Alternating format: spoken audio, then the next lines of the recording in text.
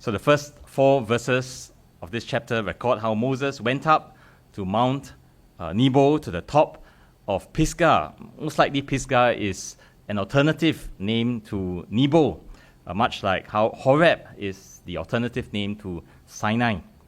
But Moses went up to this mountain, and there on the top of Nebo or Pisgah, the Lord showed Moses the various parts of the promised land from the north down to the south. And this is the land which the Lord had promised to Abraham, Isaac, and Jacob. Moses had the privilege of seeing the land, viewing it from afar off, but he would not be allowed to cross the river Jordan and to set foot in the land. Then in verses 5 and 6, we are told that Moses, the servant of the Lord, died in the land of Moab according to the word of the Lord, and the Lord himself buried Moses somewhere in the valley in the land of Moab. No one knows the location of his grave. Only the Lord knows. Now in the Bible, burials were almost always done by family members or done by the loved ones of the person who had died.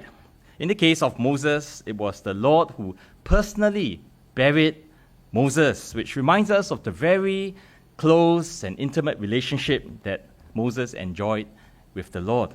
And this is also highlighted in verse 10, where we are told that there's no prophet in Israel like unto Moses, whom the Lord knew face to face. A very, very close relationship.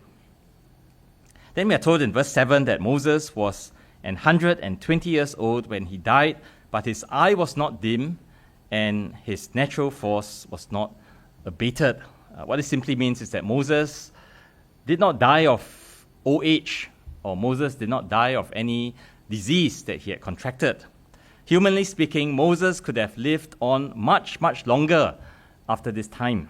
All his faculties were still intact. There was nothing wrong with him, medically or physically, at the point of his death. And the only reason why Moses died on the mountain that day was because his work on this earth was done, and the Lord wanted him to come home unto himself. And so the Lord took his soul to heaven and buried his body in the earth. It is not the will of the Lord for Moses, his servant, to lead the people into the promised land.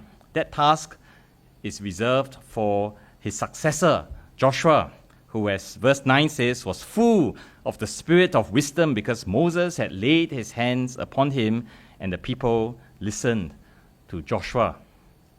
You see, Moses represented the law.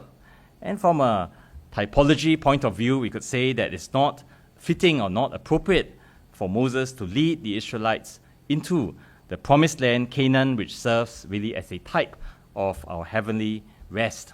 Instead, it is the Lord's will for Joshua to be the one to lead the people into the land of Canaan. And it's not by any accident that the name Joshua is basically the Old Testament equivalent of the name Jesus in the New Testament. The two names mean exactly the same thing. And it is Jesus alone, the captain of our salvation, who leads us into our heavenly Canaan and into our eternal rest. Gospel of John, chapter 1, verse 17 says, "The law was given by Moses, but grace and truth came by Jesus Christ."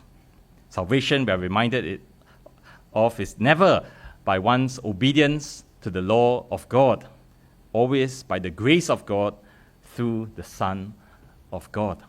Thank God that even in this final chapter of Deuteronomy, we are given a reminder of the gospel of the Lord Jesus, this wonderful transition from the books of the law to the book of Joshua, which really speaks of the people entering the promised land.